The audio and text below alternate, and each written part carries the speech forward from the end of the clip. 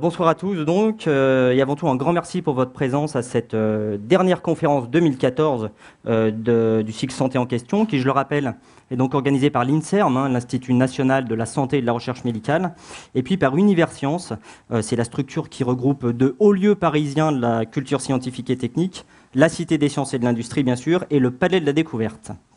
Voilà, ce soir, donc 30 ans après la découverte du VIH et à quelques jours de la prochaine journée mondiale de lutte contre le sida, le 1er décembre, nous allons donc essayer, pour résumer, de répondre à 3 grandes questions.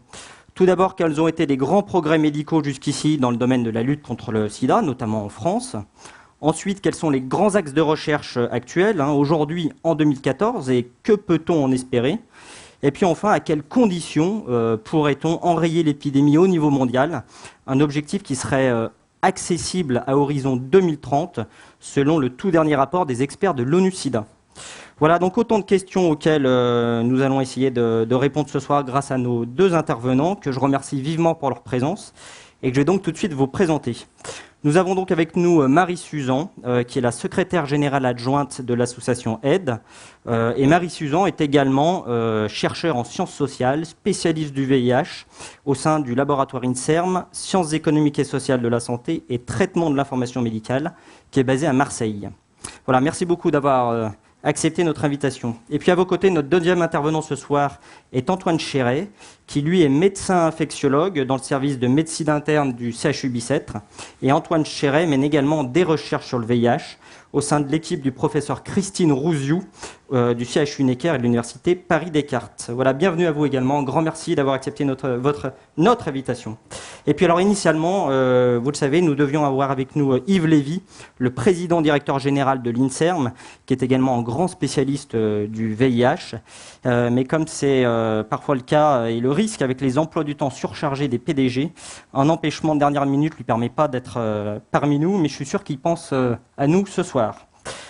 Voilà, alors avant de donner la parole à nos 2 experts, nous allons d'abord, comme d'habitude, tous être mis à contribution pour répondre aux questions d'un petit quiz. C'est pour ça que notre cycle s'appelle aussi Santé en question. Pour répondre à ces questions, rien de plus simple, vous utilisez les cartons rouges et bleus qu'on vous a donnés à l'entrée normalement. Et donc la première question, je pense, les techniciens vont nous la projeter sur l'écran géant. Alors première question, dans le monde, combien de personnes vivent avec le VIH aujourd'hui? Est-ce que c'est plus de 17 millions ou est-ce que c'est plus de 34 millions? Donc voilà, si vous pensez 17 millions, vous levez bien haut s'il vous plaît pour qu'on réalise le comptage qui est visuel. Plus de 17 millions, carton rouge bien haut. Plus de 34 millions, le carton bleu bien haut. Alors, comme je vois qu'il y a un peu des difficultés de comptage, tous ceux qui ont mis bleu baissent leur carton. Voilà, comptez les rouges et on va faire une soustraction.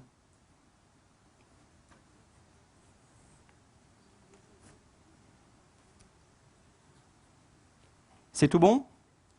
Deuxième question, s'il vous plaît. En France, combien de personnes découvrent leur séropositivité chaque année? Est-ce que c'est plus de 6 000 ou plus de 4 000? Donc si vous pensez que c'est plus 6 000, le carton rouge bien haut. Si vous pensez que c'est plus de 4 000, le carton bleu. Voilà, alors jouez le jeu, allez-y. Ça y est, bien haut. Et puis alors là, c'est assez partagé là. Je décide de baisser les cartons rouges, s'il vous plaît. Voilà. Le comptage, s'il vous plaît.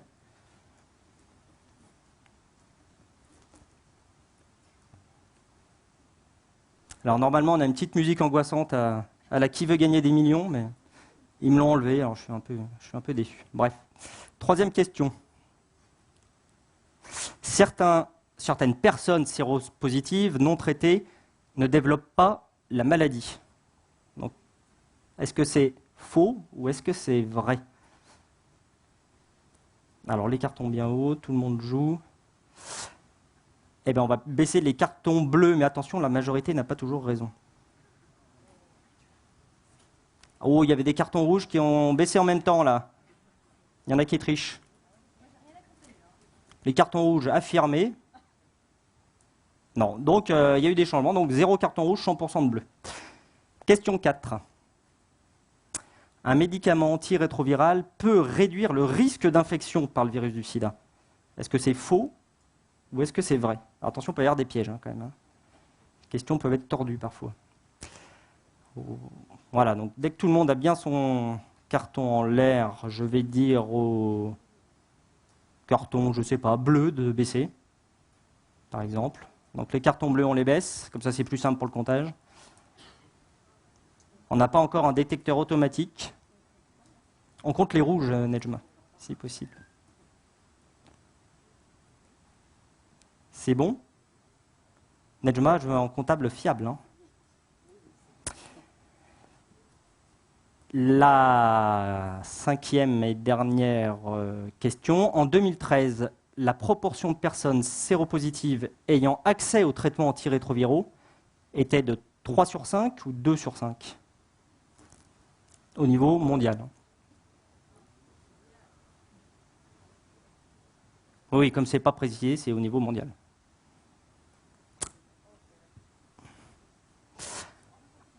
On va compter... on baisse les bleus, tiens. Mais ça ne veut pas dire que les rouges ont tort.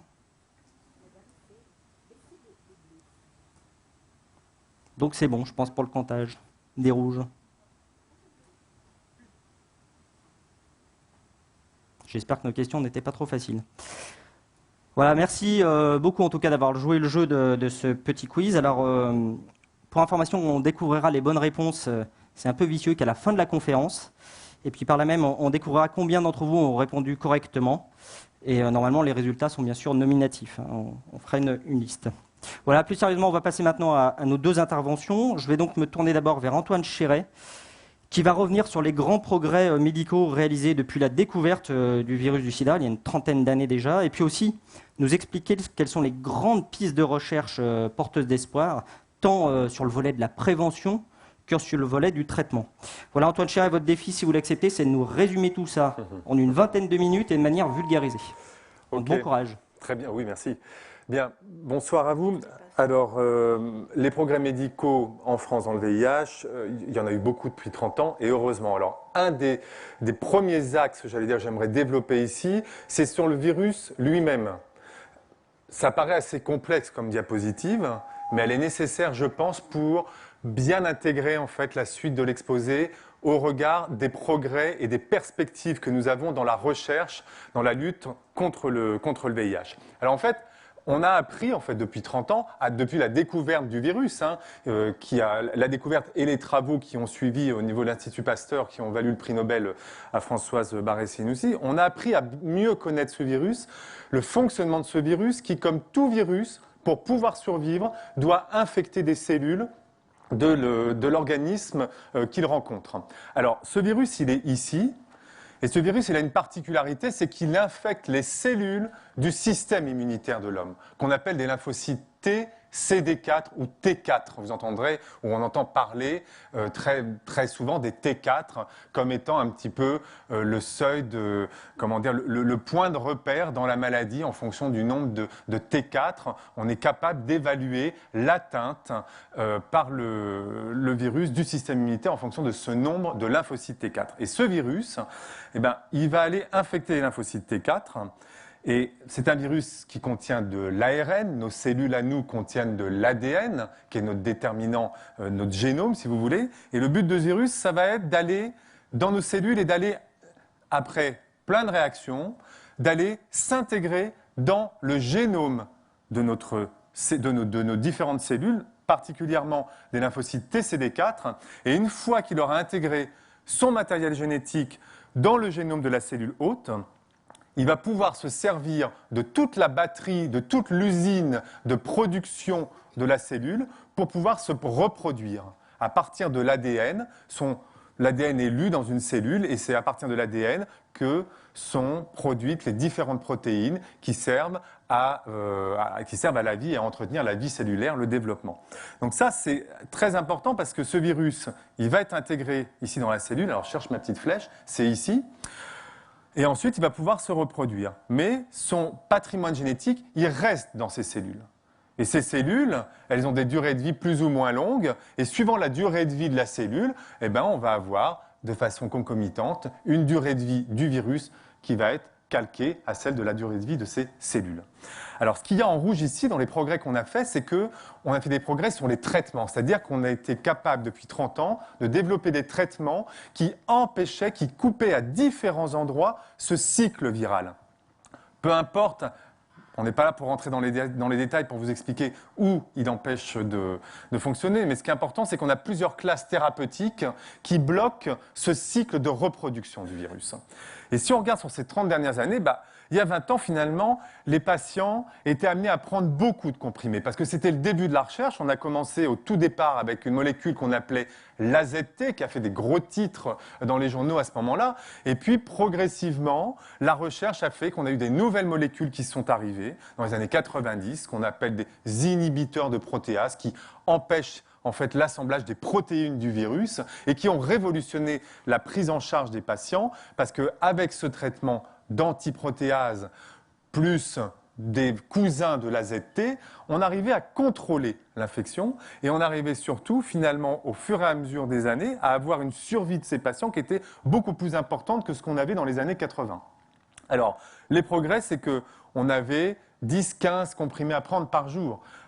À ce jour, on peut actuellement traiter les patients quotidiennement avec la prise d'un seul comprimé par jour et on est efficace. Et on est efficace comment? Mais en fait, on est efficace, on considère qu'on est efficace à partir du moment où, quand on fait une prise de sang et qu'on regarde la quantité de virus qu'il y a dans ce sang, on considère que le traitement est efficace quand on ne retrouve pas, en dessous de nos seuils de détection, qui sont très très bas, on ne retrouve pas de virus.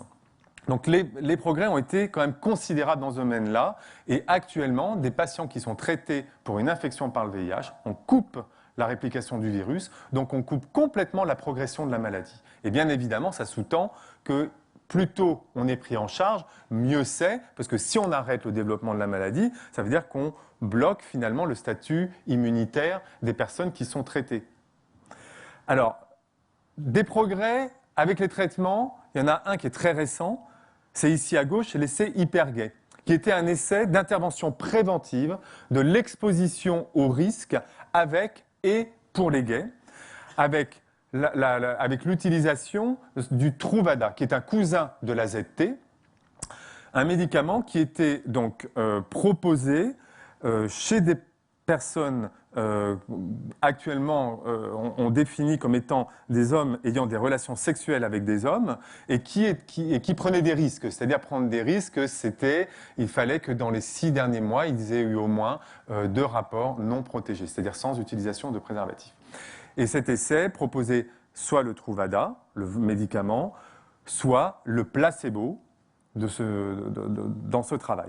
Et en fait, il y avait un travail similaire qui a été mené en Grande-Bretagne, qu'on appelle l'essai PROUD.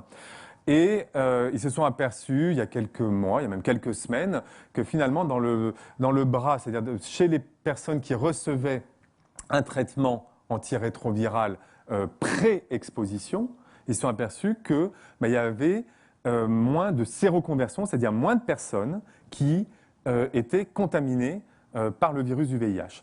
De ce fait, dans l'essai Hypergay, les résultats ont été regardés et effectivement, ça a amené à ce moment-là l'ANRS au regard des résultats qui étaient superposables à ceux qu'on retrouve dans l'essai PROUD. Enfin, on n'a pas les résultats en détail, mais en tous les cas, le message était le même, à pouvoir dire que finalement, le Truvada utilisé dans ce cadre-là pouvait limiter le risque de contracter l'infection par le VIH. Ce qui n'élimine absolument pas le fait de conseiller dans la prévention d'utiliser des préservatifs. Dans le champ de la prévention, il y a aussi le dépistage. Et le dépistage, c'est important. Je vous l'ai dit en quelques mots. Plus tôt on est pris en charge, plus tôt les patients sont traités, mieux c'est pour leur système immunitaire, puisque le virus aura eu moins le temps de faire des dégâts. Alors, on a toujours les tests en laboratoire, qui se réalisent dans un laboratoire d'analyse médicale, mais on a aussi, depuis 2-3 ans, développé ce qu'on appelle des tests rapides. Alors, c'est très développé aux États-Unis, où ils peuvent se faire à domicile. Ça se développe beaucoup en France de manière très encadrée, et l'association AIDS a été à l'origine, justement, de projets de dépistage. donc on va dire hors les murs, mais ça, Marie pourra en reparler un petit peu après, où étaient proposés soit dans des lieux de dépistage communautaire, ou hors les murs, c'est-à-dire dans des bars, dans différents lieux où on pouvait rencontrer une population considérée comme étant à risque, proposer de se faire dépister avec un test rapide qui était un test très indicatif, qui sont des tests sensibles, mais qui mais qui nécessitent de toute façon de faire une vérification avec des tests sérologiques classiques qu'on utilise dans les laboratoires d'analyse médicale. Mais on a fait beaucoup de progrès dans ce sens-là, et dépister, c'est aussi donc pour mieux prendre en charge les patients, mais c'est aussi quand on prend en charge les patients qu'ils sont traités et qu'on écrase la production de virus dans le sang, on l'écrase dans le sang, mais on ne l'écrase pas seulement dans le sang. On l'écrase aussi également dans les endroits où le sang va et où il y a des cellules et qui sont finalement ce qu'on peut appeler des différents compartiments, comme par exemple le tractus génital masculin, donc le liquide séminal, qui est une des voies de contamination de l'infection par le VIH. Eh bien, on sait que quand on diminue de façon très importante donc, la réplication du virus dans le sang, tel qu'on la mesure, on sait également que dans le liquide séminal, la quantité de virus va diminuer. Donc le risque de transmission va aussi diminuer. Donc, dépister tôt pour pouvoir traiter tôt et pour donc pouvoir limiter par la suite le risque de contamination et donc l'épidémie. Alors là, je vous ai parlé du virus finalement dans le sang, puisque là on fait les tests dans le sang, on le mesure dans le sang, mais finalement, ça correspond à quoi? Ça correspond finalement à la partie ici supérieure de l'iceberg, parce que qu'est-ce qui reste? Qu'est-ce qui reste? Il reste les réservoirs. Et les réservoirs, c'est quoi les réservoirs de virus? Je vous ai dit, ce virus, il va se mettre dans le génome des cellules hôtes, d'accord, qui sont les lymphocytes TCD4. Ces lymphocytes, il faut savoir qu'il y a des lymphocytes qui sont dits mémoires, qui sont des cellules qui restent en dormance dans l'organisme et qui peuvent rester 10 ans, 15 ans, 20 ans en dormance, qui sont par exemple des cellules, quand on a été vacciné contre le tétanos, quand on était enfant par exemple, ces cellules, elles ont en mémoire le tétanos, et si on se retrouvait en contact avec le tétanos, ce sont des cellules qui se réveilleraient pour faciliter la réaction immunitaire contre l'agent pathogène, contre le tétanos par exemple. Eh bien, ces cellules, elles peuvent avoir intégré le virus du VIH dans leur génome, et donc finalement, qu'est-ce que ça veut dire? Ça veut dire que le virus, il reste dans ces cellules pendant des années. Et ces cellules, quand elles se réveillent pour X raisons, le tétanos, c'est un exemple un peu excessif, et surtout qu'on n'en voit pas vraiment en France, mais ça peut être d'autres virus, ces cellules, elles peuvent se réactiver, et quand elles se réactivent, une cellule qui se réactive, elle va produire du virus, parce qu'elle va avoir une lecture de son code génétique. Et donc, qu'est-ce qui va se passer? Il va y avoir progressivement, comme ça, du virus qui peut être produit, comme ça, à bas bruit, par ces cellules. Donc, finalement, on ne se débarrasse pas du virus avec les traitements antirétroviraux. Parce que les traitements antirétroviraux, ils n'agissent que sur le cycle de réplication de ce virus. Et vous doutez bien que quand il est dans des cellules en dormance, il n'est pas en pleine réplication, et donc nos traitements ne servent à rien. Mais par contre, il reste là. Et quand la cellule se réveille, encore une fois, il y a production de virus. Donc le gros problème de l'infection par le VIH, et c'est pour ça que je voulais vous montrer un petit peu le cycle viral, ce sont ces réservoirs. C'est ça notre souci. Donc ce qu'on mesure dans le sang, finalement, c'est on mesure l'absence de réplication. Mais on est aussi capable d'évaluer dans le sang le stock de cellules infectées, le stock de virus qui reste dans l'organisme. Alors, de façon un peu plus imagée, qu'est-ce qu'on a? On a finalement ici ce qu'on appelle la charge ARN-VIH, c'est la quantité de virus qui est produit, qu'on mesure dans le sang. Et ce que je vous disais il y a 2 minutes, à savoir on est capable d'évaluer la quantité, la réserve de virus, ça se mesure par l'ADN du virus, l'ADN qui est intégré dans le génome des cellules hôtes. Eh bien, finalement, cette réserve ici, c'est un peu le moteur de l'infection. Ensuite, la quantité de virus, ça définit finalement la vitesse de ce train. Et avant le choc, qui est un peu le choc, c'est-à-dire que c'est un peu la phase finale, c'est-à-dire que c'est la fin, c'est le décès, c'est-à-dire qu'on arrive dans des stades SIDA très avancés, finalement la distance, elle est représentée par le nombre de lymphocytes TCD4. Et ce nombre de lymphocytes TCD4, il est important parce que les TCD4, c'est un peu le chef d'orchestre de la réaction immunitaire. Donc finalement, ce sont ces 3 paramètres qui nous permettent de raisonner, et c'est à partir de ces 3 paramètres-là qu'on prend en charge des patients, et c'est avec ces 3 paramètres-là qu'on a vu, qui ont été des progrès importants pour la prise en charge des patients. Pour la prise en charge, mais également pour la recherche. Alors, les réservoirs, ils sont partout. Hein. Il y en a dans le cerveau, il y en a dans la rate, il y en a beaucoup, beaucoup dans le tube digestif, dans les ganglions. Je vous l'ai dit ici, dans le tractus génital, qu'il soit féminin ou masculin. Et finalement, ce à quoi on tend et ce qu'on essaie de faire depuis quelques années et qui fait partie des perspectives de recherche, c'est de diminuer ce réservoir pour préserver l'individu, préserver son immunologie, mais préserver aussi, réduire les risques de transmission sexuelle. Donc, les grands enjeux de demain, mais qui sont déjà d'actualité, on travaille déjà là-dessus, c'est de se dire, mais il faut qu'on se débarrasse de ce virus dans l'organisme, et si on ne peut même pas s'en débarrasser, il faut qu'on essaye de faire en sorte de contrôler son existence dans l'organisme pour éviter qu'il ne se multiplie. Alors, il y a plein de stratégies, là c'est très résumé, mais le but pour cibler ces réservoirs, c'est d'avoir des médicaments qui diffusent bien, par exemple dans le tractus génital masculin. Il faut probablement donc intensifier, on appelle les ART. Les ART, c'est le terme anglais pour parler des traitements antirétroviraux puissants. On peut augmenter, essayer de faciliter la réponse immunitaire, aider l'organisme à combattre le virus. Et ça, c'est un champ d'approche de l'immunologie et particulièrement des vaccins pour faciliter la réponse immunologique, pas des vaccins pour éviter l'infection, mais des vaccins pour aider l'organisme à mieux répondre contre le virus. On peut ensuite jouer sur l'immunité en l'aidant. Enfin, il y a plusieurs façons d'envisager les choses et on peut faire une combinaison de différentes stratégies et donc il y a plusieurs possibilités et ça fait partie des champs d'avenir. Alors, finalement, le débat, là, on en est là aujourd'hui, on est entre stérilisation et rémission. La stérilisation, c'est on arrive à éliminer toutes les cellules qui sont infectées par le VIH. C'est très, très, très difficile. C'est très difficile parce que ça peut être très toxique, on ne va pas rentrer dans les détails, mais ça fait partie des champs de recherche quand même.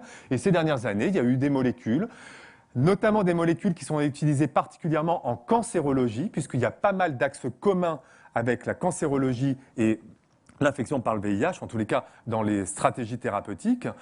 Mais raisonnablement, dans les objectifs un peu plus proches de nous, on est plutôt dans la rémission, tel que le modèle du cancer et également le modèle des HIV contrôleurs. Les HIV contrôleurs, c'est en lien avec la question qu'on vous a posée tout à l'heure.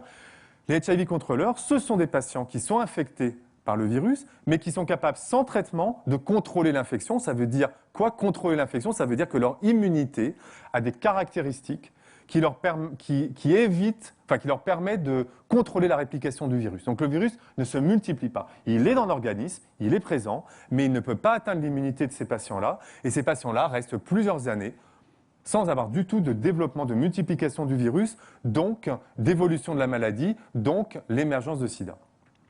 Donc on est vraiment dans ce cadre-là de se dire on va essayer au maximum d'écraser l'infection, de réduire ces réservoirs pour contrôler l'infection. Et alors, tout en bas, il y a marqué patient Visconti. Alors, pourquoi j'ai mis cette diapo-là, si ça veut bien avancer? C'est parce qu'il y a eu des travaux français importants qui ont montré sur 14 patients que 14 patients qui étaient traités très précocement lors de la primo-infection. La primo-infection, c'est le début de l'infection.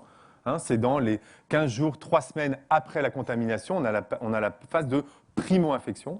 Et bien, des patients qui sont traités précocement pendant plusieurs années et chez qui on a arrêté le traitement, et bien on s'est aperçu qu'il y a un certain nombre de patients qui, après l'arrêt du traitement, pouvaient contrôler leur infection et ce pendant plusieurs années.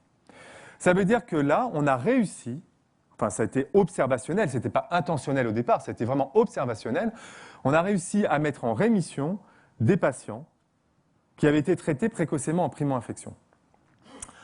Pour illustrer ici, sur ce graphe, vous avez en noir le nombre de lymphocytes TCD4. Alors, je ne trouve plus ma petite flèche, je ne sais pas où elle est. Bon, en noir, les lymphocytes TCD4, qui, j'allais dire pour être bien, c'est entre 800 et 1200. Et en bleu, vous avez l'ARN, c'est-à-dire la charge virale, la quantité de virus que l'on mesure quand on fait une prise de sang au patient. Et bien, vous voyez que chez ces patients-là, vous avez l'année qui est représentée ici en bas. Et bien, au bout de 10 ans, ces patients-là, sans traitement, contrôlent toujours leur infection. C'est-à-dire qu'ils ne perdent pas des CD4 et ils ne multiplient pas leur virus. Et je vais même vous dire, mais ces patients-là, ils ont même une quantité, un réservoir de virus qui diminue. Donc ça veut dire que finalement, l'immunité arrive à bien faire son boulot. On l'a probablement aidé, en tous les cas c'est une des explications. En intervenant tôt, on a probablement préservé cette immunité. On lui a laissé le temps de bien se mettre en place, enfin de bien récupérer, de bien, j'allais dire, évacuer, enfin d'éliminer le virus au maximum. Et quand on arrête le traitement, on peut dans certains cas, attention c'est loin d'être systématique, hein, parce qu'on est vraiment, c'est des pistes de recherche là encore, on peut dans certains cas avoir un contrôle post-arrêt de traitement. Alors, avant d'aller plus loin, vous avez entendu parler, par exemple, du bébé Mississippi l'année dernière. Ça a défrayé la chronique aux États-Unis. Bon, le bébé Mississippi, c'était un peu un Visconti baby. C'était à peu près similaire. C'est-à-dire que c'était un bébé qui avait été traité finalement très très tôt en primo-infection. Et puis, le traitement avait été arrêté de façon un peu fortuite parce que le bébé avait été perdu de vue. Et puis, on s'est aperçu, quand il a été repris en charge par les équipes médicales, que finalement, il contrôlait aussi l'infection sans avoir besoin de traitement. L'histoire nous a amené, plusieurs mois après, finalement, à une reprise de l'infection chez ce bébé-là. Donc, il a pu contrôler pendant un certain nombre de mois, mais ça n'a pas été aussi pérenne que ce qu'on a pu observer chez les patients adultes. Alors, on a mené en France un essai en primo-infection, qui était l'essai NRS au petit prime, où on a traité les patients très précocement en primo-infection. Il y avait 90 patients. Et on a arrêté le traitement au bout de 24 mois. Et on a pu, après arrêt du traitement, observer que, encore une fois, il y avait des patients qui contrôlaient l'infection après avoir arrêté le traitement. Après, il y a des patients qui ont repris dans cet essai pour des raisons X ou Y, parce qu'ils avaient peur de contaminer leur partenaire, etc.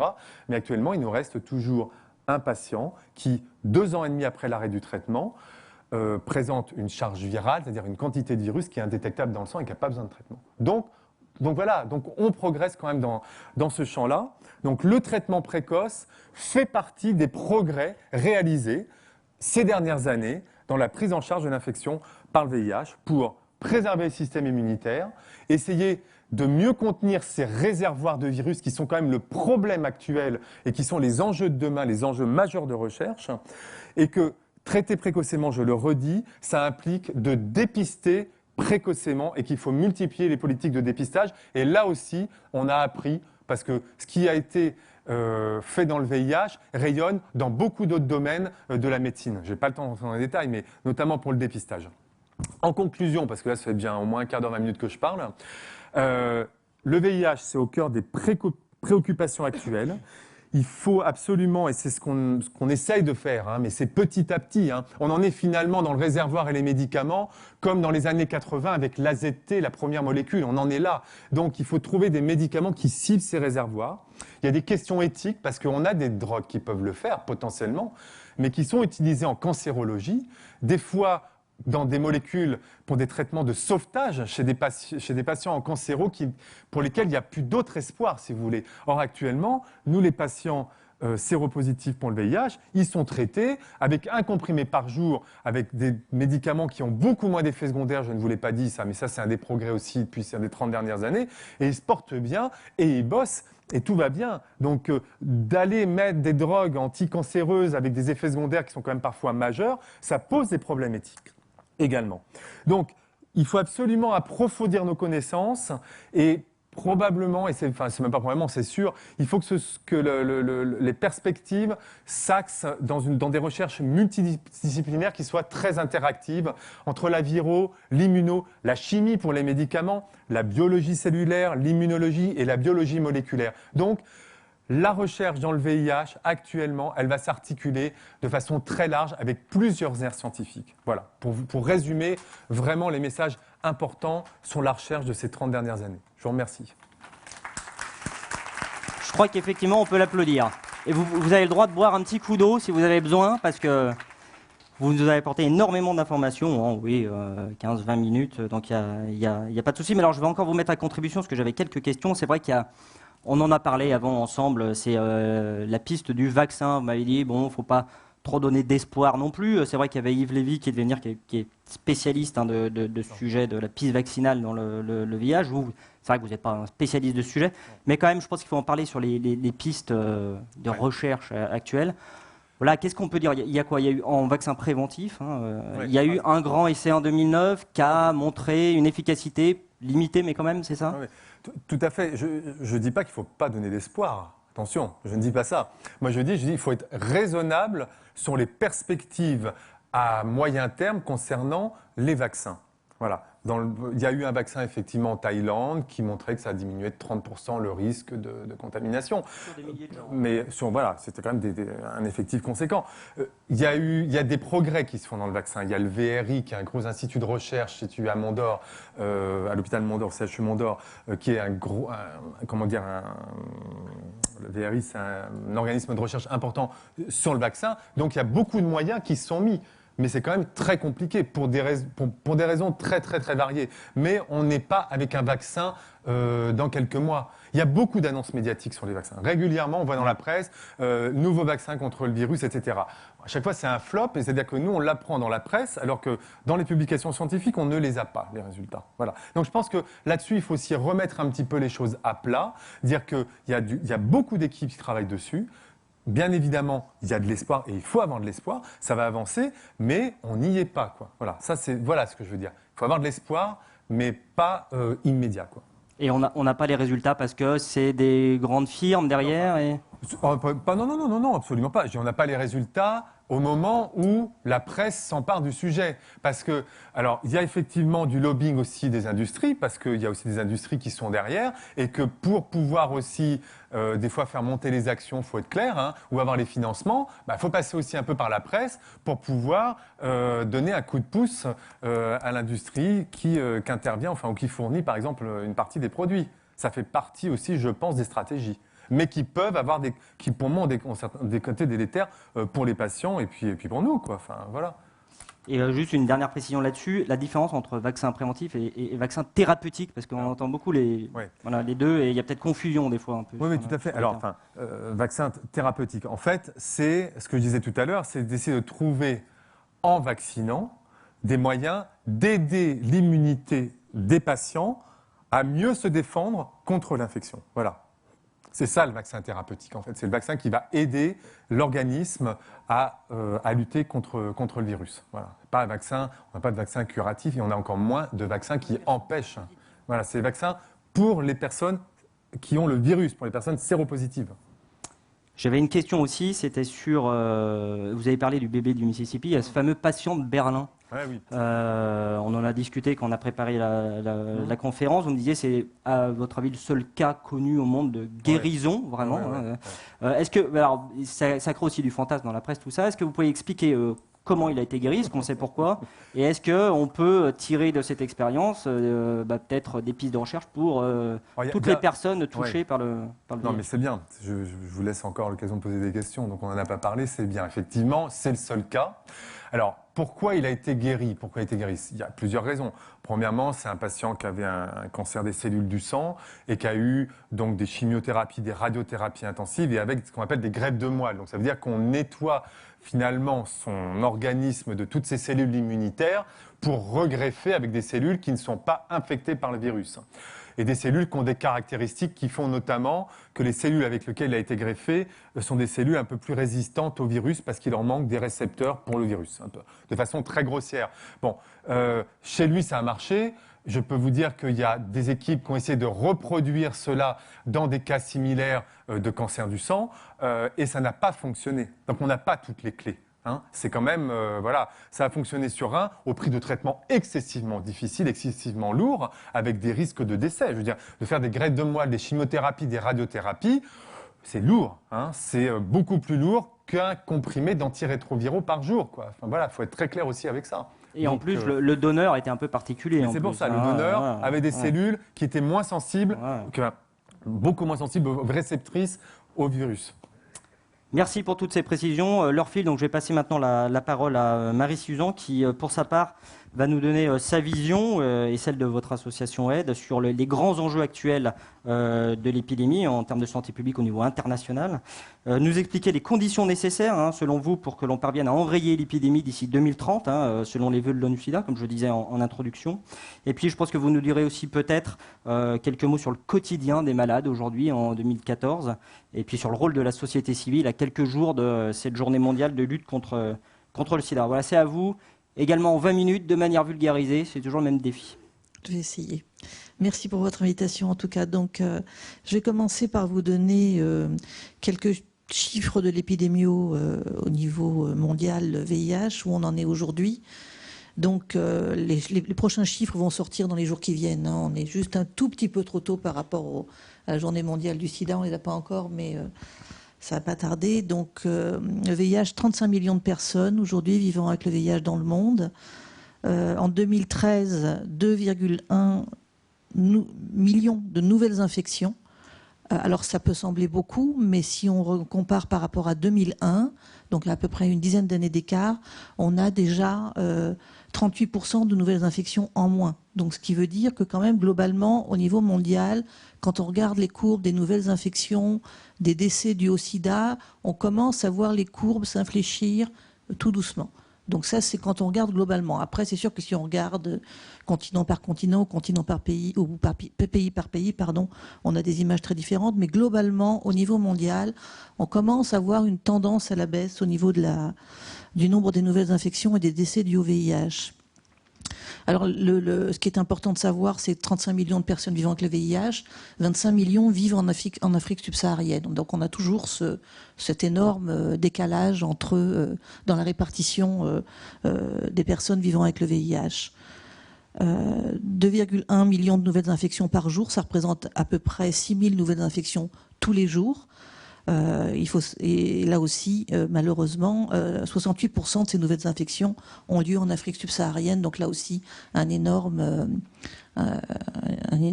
décalage dans la répartition de ces infections.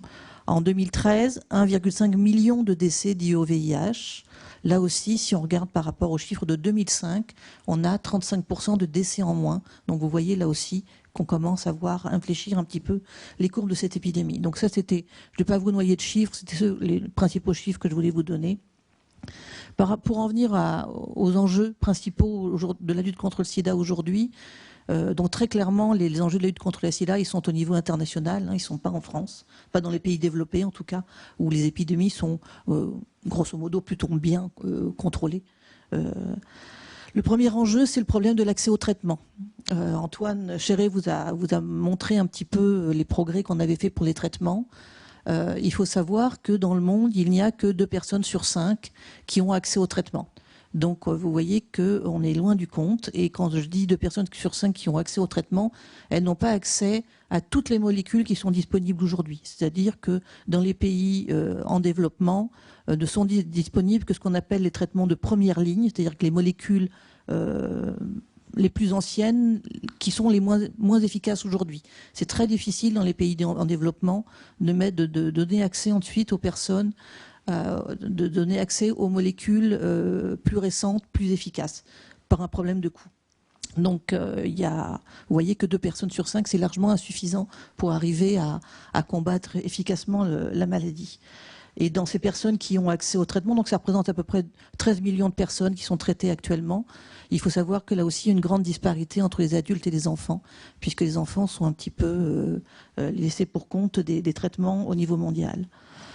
Le deuxième enjeu majeur de la lutte contre le sida, c'est tout ce qui concerne les droits de l'homme. Parce qu'on sait depuis le début de l'épidémie qu'un frein majeur pour mettre un terme à cette épidémie, c'est tout ce qui vient entraver l'accès aux droits pour les personnes. Donc, et c'est ça qui fait de cette épidémie si particulière et qui lui donne cette tournure politique au sens noble du terme. Le problème de l'accès aux droits de l'homme, il peut se décliner de différentes façons. Il y a d'abord tout ce qui concerne l'inégalité de genre. Il faut savoir que dans le monde, le VIH est la cause principale de décès pour les femmes qui sont en âge de se reproduire. C'est aussi 60% des nouvelles infections chez les 15-24 ans qui sont des filles. Donc vous voyez qu'il y a d'abord bien sûr le fait que les femmes sont plus vulnérables, plus sensibles à l'infection que les hommes, mais il y a ce problème aussi d'inégalité de traitement des femmes par rapport aux hommes. Et ensuite, tout ce qui est inégalité liée à l'orientation sexuelle des personnes. Aujourd'hui, être gay, être travailleur du sexe, être une personne transgenre, selon le pays où on habite, ça crée certains problèmes plus ou moins graves. Il y a, de par le monde, aujourd'hui encore, 88 pays qui pénalisent l'homosexualité, dont 10 pays qui condamnent l'homosexualité, enfin les homosexuels à mort. Donc, un pays où on est gay et où on sait que si on a le moindre soupçon d'avoir cette orientation sexuelle, ça vous menace de prison ou de mort, ça n'aide pas forcément à avoir envie de prendre soin de soi, à avoir envie de se protéger et d'éviter les risques. C'est exactement la même chose pour les travailleurs du sexe. Il y a aujourd'hui encore 110 pays qui pénalisent le travail du sexe, et la France a rejoint la cohorte l'année dernière avec la pénalisation des clients. Il faut rajouter à ça aussi tout ce qui est lié à la pénalisation de l'usage de drogue. Alors autant en France, par exemple, la mise à disposition des seringues en vente libre dans les années 80, la création des programmes d'échange de seringues a permis aujourd'hui d'arrêter l'épidémie VIH chez les usagers de drogue par voie intraveineuse, puisqu'aujourd'hui, ces personnes-là, en France en tout cas, ne sont pas celles qui se contaminent pour le VIH. Ça représente à peu près moins de 1%, je crois, des nouvelles contaminations. Donc vraiment, c'est tout à fait résiduel. Dans les pays qui refusent aujourd'hui tout ce qui est traitement de substitution, mise à disposition de matériel d'injection stérile, programme d'échange de seringues, et c'est en particulier les pays d'Europe de l'Est, comme la Roumanie, par exemple l'Ukraine, la Russie, tous ces pays qui ont ces politiques extrêmement dures, extrêmement répressives, on voit l'épidémie flamber aujourd'hui dans ces pays, dans la population des usagers de drogue. Cela dit, en France, l'usage de drogue continue d'être pénalisé encore. Un autre frein qu'on voit apparaître et qui se développe et qui sera probablement un souci dans les années à venir, c'est tout ce qui concerne la pénalisation de la transmission du VIH. Donc vous avez probablement tous, les uns et les autres, entendu parler de procès qui ont eu lieu ou qui ont lieu en France, où des personnes sont poursuivies pour avoir soit transmis le VIH à des partenaires, soit pour avoir simplement exposer des partenaires à une substance nuisible sans qu'il y ait pour autant de transmission. Pour nous, c'est c'est un phénomène extrêmement inquiétant, parce que là aussi, à partir du moment où se savoir séropositif, c'est s'exposer au risque d'être poursuivi un jour pour ne pas avoir dit qu'on était séropositif ou pour avoir exposé quelqu'un à une substance nuisible, on se doute bien que ça ne va pas forcément favoriser les gens à faire une démarche de dépistage. Et Antoine a montré tout à l'heure tout l'intérêt qu'il y avait aujourd'hui à connaître son statut sérologique pour être pris en charge de façon la plus précoce possible. Et puis, il y a un autre problème aussi, par exemple, qui est moindre par rapport à ce que je viens de vous citer, c'est tout ce qui concerne la restriction du déplacement des personnes séropositives entre les pays. Quand on veut se déplacer, par exemple, soit pour son travail ou bien pour ses vacances, par exemple, et bien, quand on est séropositif, aujourd'hui, il y a encore 40 pays qui restreignent l'entrée sur leur territoire si vous êtes une personne séropositive.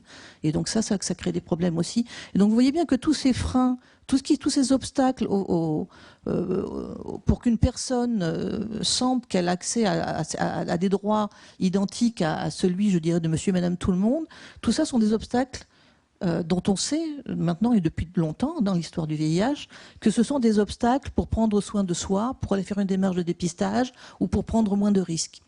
Donc vous voyez que le travail est encore assez long devant nous, malgré les avancées thérapeutiques. Et le troisième enjeu dans cette lutte contre le VIH au niveau international, c'est le problème du financement de cette lutte. Donc certes, les choses vont beaucoup mieux. En 2001, il y a eu la création du Fonds mondial pour la lutte contre le sida, la tuberculose et le paludisme, donc les trois maladies tueuses à la surface du globe. Et depuis que le Fonds mondial existe, effectivement, on a vu une très très nette progression de personnes qui bénéficient des traitements, une très très nette amélioration quand même, c'est indéniable.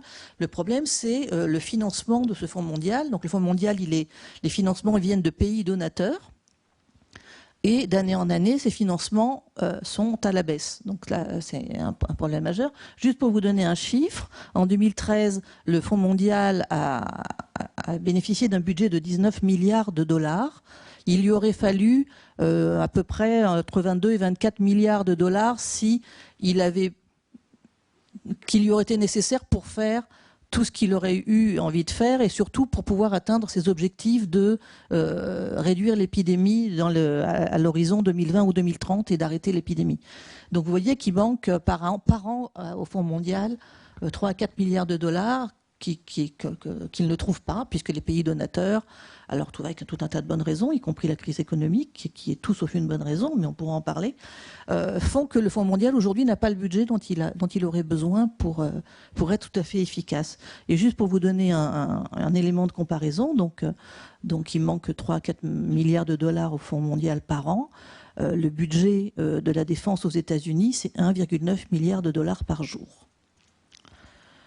Voilà. Donc, pour mémoire, pour les objectifs pour 2020 fixés par l'ONU-SIDA, c'est 90% des personnes dépistées, 90% des personnes séropositives traitées et 90% des personnes traitées en charge virale indétectable. Puisqu'on sait que si on arrive à ces niveaux-là, effectivement, la courbe de l'épidémie va se casser complètement, puisque, comme Antoine l'a dit tout à l'heure, une personne aujourd'hui qui est traitée, qui est en charge virale indétectable, ne transmet pas peu ou plus le virus.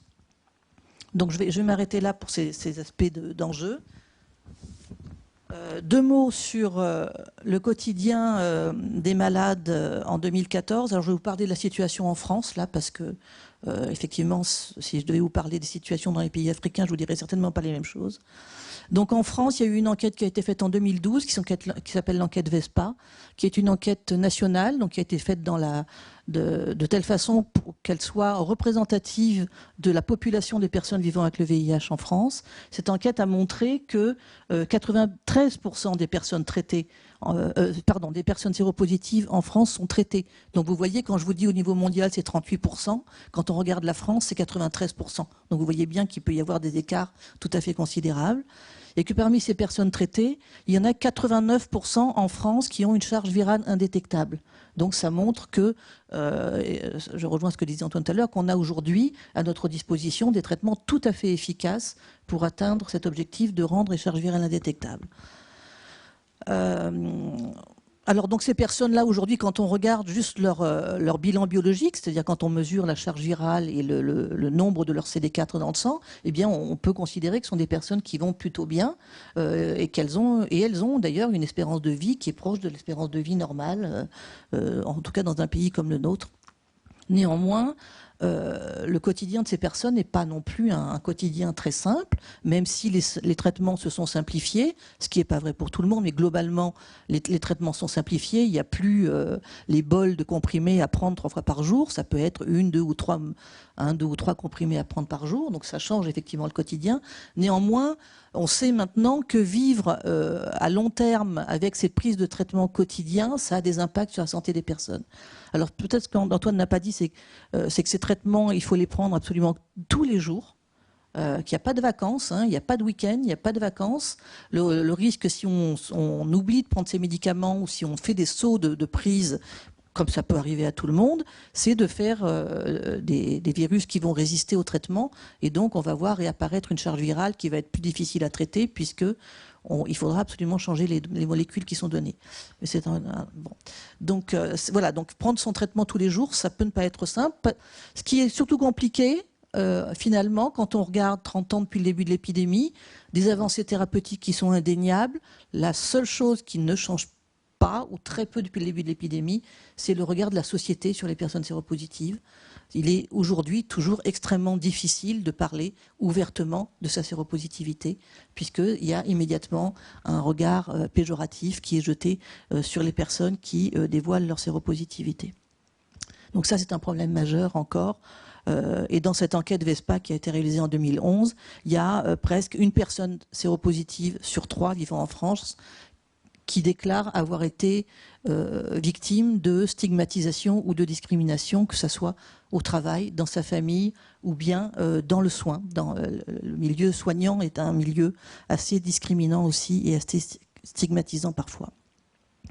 Et puis l'autre problème auquel sont confrontées les personnes séropositives aujourd'hui, c'est justement parce qu'elles vivent au long cours avec le virus et avec ces traitements, c'est l'apparition de ce qu'on appelle des comorbidités, c'est-à-dire elles vont développer d'autres pathologies qui sont associées à tout ça. Alors ça peut être certaines formes de cancer, ça peut être des fragilités osseuses. Enfin, Antoine sera mieux placé que moi pour vous en parler, puisqu'il est médecin, mais pas moi. Et c'est des choses qu'on voit apparaître maintenant qu'on a un recul assez long par rapport au fait de vivre avec des traitements. Le dernier aspect que je devais aborder avec vous ce soir, c'est le rôle de la société civile. Alors c'est évident que l'épidémie de VIH a amené un tournant dans l'histoire des épidémies et que la société civile a eu un rôle majeur à jouer dans l'histoire de cette maladie. Daniel Defer, donc, qui est le sociologue qui a été à l'origine de la création de AIDE en 1984, a écrit un texte qui s'appelle un nouveau réformateur social, le malade. Et en fait, c'est quand on regarde un petit peu en arrière par rapport au début de l'épidémie, on se rend bien compte effectivement de tout ce qu'a permis la mobilisation des personnes directement concernées par cette maladie dans l'évolution à la fois de la relation du patient avec son médecin, dans l'évolution de certains faits de société, même si je vous dis quand même qu'il y a encore du travail à faire au niveau de la perception sociale de cette maladie. Il y a néanmoins, et je vais l'illustrer par différents exemples, la société a bougé sur certains aspects, et ça c'est dû à la mobilisation des communautés. Alors, si on regarde un petit peu le tout début de l'épidémie, 1981, les premiers cas, c'est les États-Unis, avec des hommes à San Francisco qui développent une maladie de la peau, une tumeur particulière qui s'appelle le sarcome de Kaposi. D'autres hommes à New York qui développent des infections pulmonaires très particulières aussi. Le seul point commun entre ces hommes-là, entre ces deux villes, c'est que ce sont des homosexuels. Donc ça, c'était le début de les toutes premières descriptions qui ont fait penser qu'on avait affaire à une épidémie. Donc le tournant de l'épidémie, c'est la mobilisation de la communauté gay aux États-Unis. Et c'est ça qui a permis d'emblée de donner une orientation très particulière au rôle de la société civile, puisque d'abord la communauté gay était structurée aux États-Unis, et elle était structurée parce que depuis les années 70, il y avait eu un coming out de la communauté homosexuelle, et donc elle était organisée, ce qui n'était pas vrai dans d'autres pays. Et donc cette communauté-là s'est mobilisée dès le début de l'épidémie et a pris en charge dès les premiers cas tout ce qui concernait les messages de prévention, tout ce qui concernait les actions de solidarité vis-à-vis des personnes atteintes. Et par rapport aux épidémies qu'on connaissait par le passé, au lieu d'avoir une exclusion des personnes atteintes, au contraire, du fait que les communautés concernées se sont mobilisées, elles ont continué à inclure ces personnes au sein de leur communauté, et c'est ça qui a permis l'émergence de ce qu'on appelle le patient expert, donc la construction des savoirs profanes, tout ce qui découle du fait de vivre avec un virus ou de vivre avec des traitements, et qui fait que ce sont les personnes concernées qui en parlent le mieux et sont elles qui sont les vrais experts de cette maladie, et que finalement, au bout du compte, quand on regarde un petit peu au fil des années, ce qui s'est construit dans la relation médecin-patient, où tout le monde a avancé en même temps. Au début de l'épidémie, les médecins ne comprenaient rien à ce qui se passait, les patients non plus, mais tout le monde a avancé en même temps. Et aussi bien les soignants que les malades se sont enrichis les uns les autres des expériences des uns et des autres, et que donc il y a eu à la fois ce partage des savoirs, le savoir médical d'un côté, le savoir profane de l'autre, et que tout ça finalement a abouti à une démarche tout à fait très singulière, qu'on ne voit pas encore pour d'autres pathologies, mais qui, en tout cas, pourrait se reproduire dans d'autres pathologies. Alors, l'impact sur la société, on le voit à différents niveaux. C'est bien parce qu'il y a eu revenons en France au début des années 80, par exemple. Je vous rappelle simplement que l'homosexualité est dépénalisée depuis 1982 en France, donc c'est pas si vieux. Qu'il a fallu attendre les années 80 aussi pour avoir droit à faire de la publicité pour les préservatifs, puisque c'était interdit avant, et avoir droit aussi à pouvoir acheter des seringues librement dans une pharmacie. Donc ça, je vous l'ai dit tout à l'heure, c'est un vrai succès. Aujourd'hui, ce ne sont plus les personnes qui injectent des drogues par voie intraveineuse qui se contaminent pour le VIH. L'autre chose que j'ai envie de mentionner et qui traduit l'impact de la mobilisation des personnes concernées, c'est tout ce qui concerne la reconnaissance du droit des malades. Ça s'est traduit principalement, la loi principale, ce qu'on appelle la loi Kouchner de 2002, qui reconnaît officiellement le droit des malades, les malades en général, mais tout ça vient à l'instigation de la mobilisation autour du VIH, et on en est heureux que ça puisse bénéficier à l'ensemble des malades. Et puis, tout ça se traduit aussi maintenant par tout ce qu'on appelle la mise en place de la démocratie sanitaire, c'est-à-dire toutes ces instances en France, que ça soit au sein des agences régionales de santé, que ça soit au niveau des hôpitaux, des instances dans lesquelles les personnes malades ont maintenant une place directement. C'est-à-dire que le principe de Denver, donc Denver, c'était une convention en 2005 de personnes vivant avec le VIH. Le message qui était sorti de cette convention en 2005, grosso modo, c'était « ne faites rien pour nous sans nous ». Et donc, en fait, on voit maintenant qu'on arrive à traduire la participation des personnes atteintes directement à ces instances de démocratie sanitaire. Alors, d'un point de vue avancée récente en France, qu'est-ce qu'on a pu obtenir? C'est par exemple, Antoine vous a montré tout à l'heure l'image de la fiche pour le dépistage avec les tests aux résultats rapides. C'est bien parce qu'on s'est rendu compte que les dépistages qui étaient proposés en France ne répondaient pas à tous les besoins des personnes, qu'on s'est dit, mais pourquoi pas essayer, nous, acteurs associatifs, de faire du dépistage nous-mêmes. Donc on est passé par de la recherche pour démontrer ça. Et on a démontré effectivement que du dépistage fait par des acteurs associatifs, ça permettait d'attirer des gens qui n'allaient pas faire la démarche de dépistage. Et donc tout ça, je vous fais l'histoire très courte, mais ça a duré quelques années, a abouti au fait que les acteurs associatifs maintenant ont l'autorisation de faire du dépistage avec ces tests à résultats rapides. Ils ne rendent pas le diagnostic, mais ils donnent une orientation diagnostique. Et ça, c'est bien aussi le résultat d'une mobilisation communautaire. Je pourrais citer d'autres exemples, mais ainsi, ce qui est majeur aussi quand même dans la mobilisation de la société civile, c'est tout ce qui concerne l'accès aux molécules. Par exemple, au tout début, Antoine Chéré vous l'a dit, il n'y avait qu'une seule molécule, c'était la ZT. Et puis ensuite, donc il y a d'autres molécules qui ont commencé à apparaître. Grosso modo, quand un laboratoire synthétise une molécule, entre le moment où elle est préparée dans le laboratoire et le moment où elle va être mise sur le marché sous forme de médicament, grosso modo, il peut s'écouler une dizaine d'années.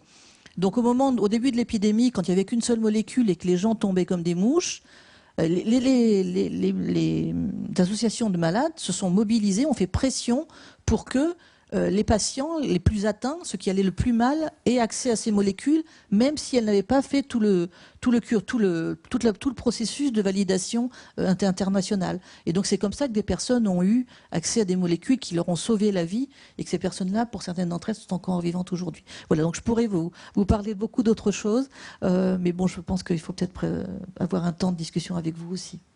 Merci beaucoup, je crois qu'on peut l'applaudir également pour toutes ces informations. Effectivement, on va passer, parce que l'heure tourne, aux questions du public. Donc, il y a des micros qui sont à votre disposition. Il suffit que vous leviez la main bien haut pour pouvoir avoir le micro. Voilà, toutes les questions sont les bienvenues. Juste une seule règle, si possible, des questions déjà courtes et des réponses courtes aussi pour qu'on puisse prendre le maximum de questions. Voilà, merci. Bonjour, merci beaucoup pour vos présentations. Est-ce qu'on connaît un petit peu mieux la génétique qui ferait que des gens sont plus résistants que d'autres au virus VIH? Oui, ça fait partie des pistes de recherche et on a quelques réponses sur des profils génétiques qui effectivement sont plutôt favorables pour le contrôle de l'infection du virus. Là, il y a clairement des choses qui sont identifiées. Mais il en faut d'autres, quoi. On est encore une fois au balbutiement parce que l'identification des patients HIV contrôleurs, donc de ceux qui contrôlent sans traitement, sans jamais avoir eu de traitement, et l'identification des patients post-traitement contrôleurs, donc les patients Visconti qui contrôlent après avoir eu un traitement, n'ont pas les mêmes caractéristiques génétiques sur le plan immunologique en tous les cas. Donc vous voyez, il y a quand même plusieurs possibilités. Mais on avance dans ce domaine-là. Oui, il y a sur le HLA notamment, il y a différentes pistes. Vous aviez mentionné que Merci.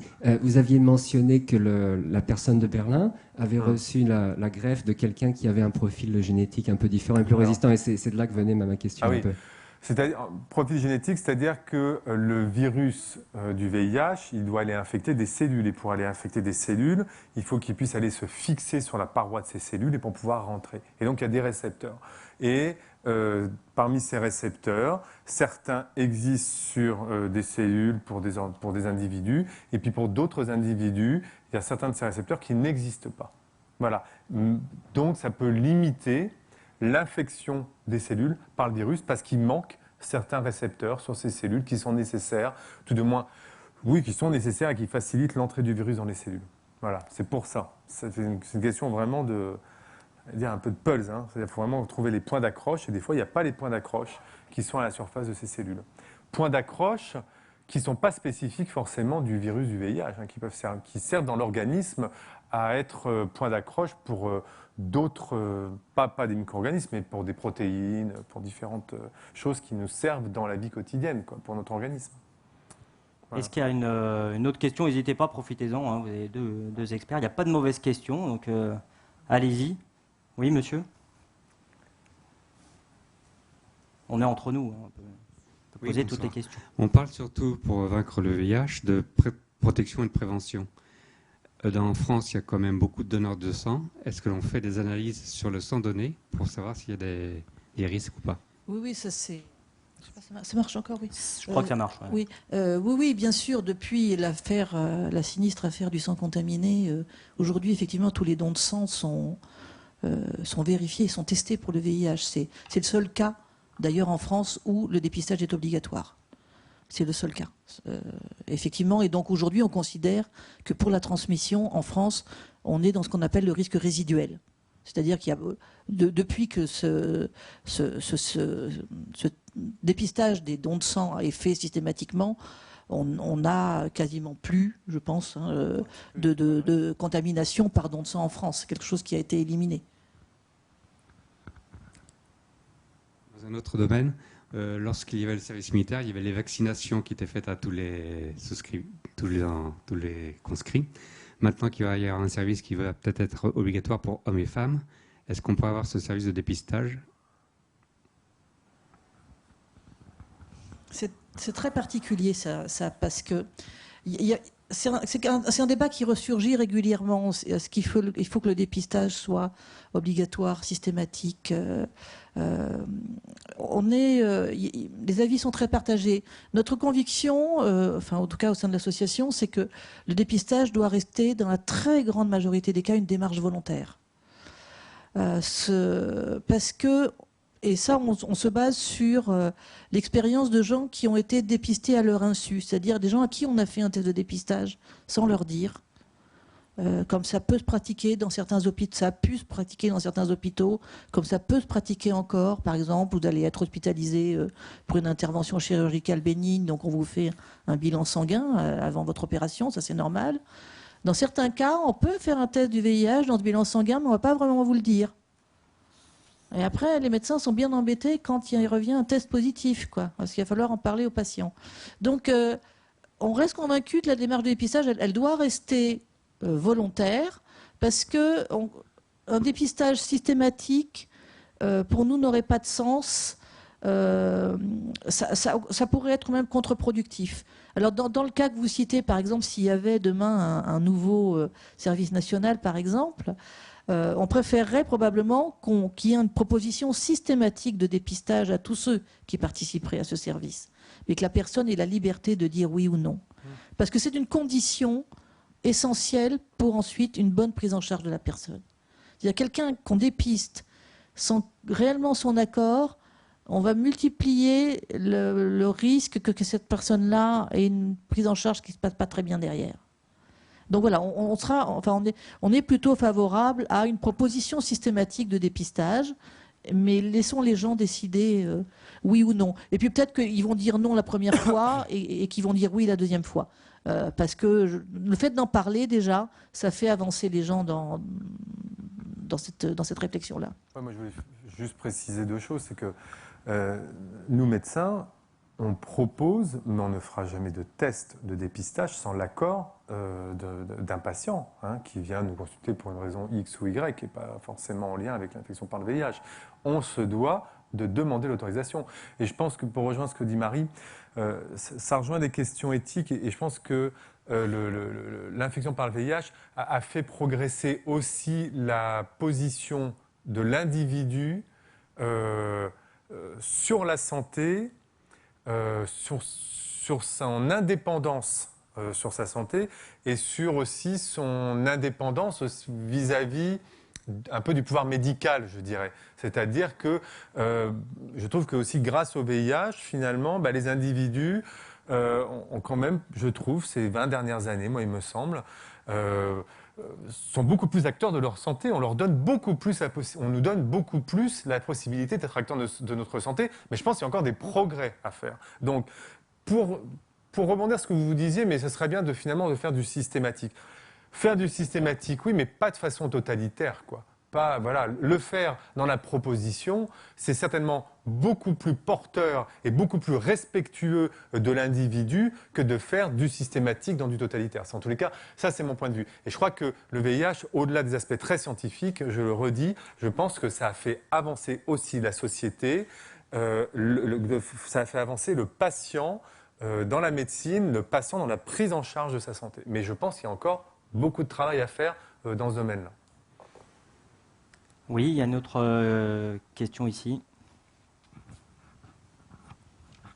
Bonjour. Je pense aussi, pour rebondir sur ce sujet, que quand même les séropositifs sont relativement stigmatisés. Donc c'est un petit peu délicat de forcer les gens à faire des dépistages, et c'est aussi pour ça souvent qu'ils n'en font pas.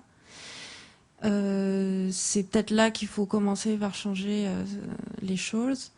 Maintenant, on a tous un devoir civique vis-à-vis de ça si on veut participer à l'éradication de ce virus. Je voulais juste parler de ça, mais ma question c'était pour Antoine, comment vous faites? Est-ce que vous êtes capable de mesurer la quantité de virus dans les réservoirs? Alors oui, on est capable de la quantifier au même titre qu'on quantifie la quantité de virus qui circule dans le sang. Donc quand on quantifie dans le sang, c'est avec l'ARN, qui est vraiment le génome du virus, et quand on quantifie dans les réservoirs, on mesure l'ADN du virus, qui est un reflet de ce qu'il y a dans les réservoirs. On est capable de le mesurer donc dans le sang, ça dans des cellules qui circulent et qui sont un bon reflet du réservoir, et dans un stade beaucoup plus expérimental, j'allais dire, on peut le mesurer par exemple dans le liquide séminal. On est capable de l'évaluer, de le quantifier, ça, très très très clairement. On a un reflet, voilà. On sait que ce qu'on va mesurer dans des cellules dans le sang par l'ADN VIH est un reflet de ce qu'on peut avoir dans le système immunitaire, dans les ganglions, dans le tractus génital. On sait que c'est un bon reflet. Voilà. Ça, on sait faire. Avant traitement? Avant traitement et sous traitement. Et ça nous permet de voir que sous traitement, ça diminue. Ça permet de voir que ces réservoirs sous traitement diminuent. Merci. Une autre question juste derrière. Moi, ma question concerne les mutations du virus. On m'a dit qu'on avait eu pas mal depuis 1980. Donc, est-ce que, d'abord, quel est le taux de mutation, qu'est-ce qui se passe? Mais ensuite, est-ce que les médicaments actuels ne vont pas être embutés si le virus mute? Alors, il y a plusieurs choses. Il y a des mutations du virus qui n'impactent pas forcément les traitements antirétroviraux. D'accord ? Il y a des mutations qui sont inhérentes au fonctionnement du virus, au fonctionnement de ces enzymes qui font que le virus, de toute façon, il mute. Mais ça n'impacte pas forcément toujours les médicaments. Alors, ce qui impacte, en fait, la résistance aux médicaments, c'est ce que Marie disait tout à l'heure, c'est le fait de ne pas avoir une exposition, une concentration dans le sang constante et suffisante pour lutter contre le virus. À partir du moment où le médicament dans le sang il diminue et que le virus, lui, il est là et qu'il peut quand même se multiplier, eh ben, il peut muter, mais faire des mutations justement sur les cibles précises des médicaments. Donc, pour le moment, tous les médicaments dont nous disposons, nous avons un risque de résistance du virus à ces médicaments si les traitements ne sont pas pris correctement Ou autrement dit, nous on dit si les patients ne sont pas observants. Donc observants, c'est-à-dire prendre tous les jours les patients. Ça, c'est un risque. Voilà, pour le moment, on en est effectivement là. Si je peux juste, Oui, bien sûr. si je peux juste rajouter un petit élément de réponse, parce que ça rejoint votre remarque tout à l'heure concernant la discrimination dont sont victimes les personnes séropositives. Un élément clé de la prise en charge d'une personne VIH, c'est l'adhésion au traitement. Et ça, effectivement, quelqu'un qui a un vécu du dépistage qui est mauvais, ça va être compliqué. Donc il va falloir retravailler derrière avec cette personne, d'abord pour la ramener vers le soin, la ramener à aller consulter un médecin et travailler avec elle la mise sous traitement. On sait très bien aujourd'hui que mettre quelqu'un sous traitement, c'est quelque chose qui se prépare avec le patient, parce que effectivement l'observance, c'est la condition clé pour le succès du traitement d'abord et éviter l'apparition de résistants. Oui. Alors, au suivant, j'ai envie de dire. Je ne sais pas qui avait levé le bras en premier. Oui, comment ça se passe au niveau du couple quand vous avez deux homosexuels le partenaire, qu'est-ce qu'il fait? Vous faites un traitement et le partenaire est infecté. Alors qu'est-ce que ça donne? Je pense à ce propos-là aux gens qui ont des cancers du poumon et qui continuent à fumer. Au sein d'un couple hétérosexuel ou homosexuel d'ailleurs, hein, si un partenaire est séropositif et l'autre non, si le partenaire séropositif est bien pris en charge et qu'il a un traitement qui marche bien, le partenaire qui est séronégatif ne prend pas de risque avec ce partenaire-là. Ah oui, là aussi c'est pareil, si les deux partenaires sont séropositifs, si les deux sont traités et que les deux sont en charge virale indétectable, il n'y a pas de risque de surcontamination pour ces deux personnes-là. Le risque est vraiment faible. Voilà. On peut pas, je dis pas qu'il n'y a pas de risque. Le risque est vraiment beaucoup plus faible. Il est d'autant plus faible que les personnes sont traitées avec une charge virale, donc une quantité de virus indétectable dans le sang tel qu'on le mesure. Voilà. Aujourd'hui, ce qui change vraiment la donne, c'est cette histoire de charge virale indétectable. Au début, quand on n'avait qu'une ou deux molécules à proposer aux personnes, effectivement, on avait des personnes chez qui on arrivait à faire baisser un peu la charge virale, mais elle n'était pas forcément indétectable. Et donc, effectivement, quand il y a une charge virale qui est détectable, le risque de transmission, il est proportionnel au niveau de la charge virale. C'est-à-dire que plus la charge virale est élevée, plus le risque de transmission est fort. Donc, vous comprenez bien que si on rend cette charge virale complètement indétectable, le risque va pas être nul, mais il va être extrêmement faible. Très, donc c'est ça aussi aujourd'hui qui change vraiment la donne par rapport à la prise en charge des personnes.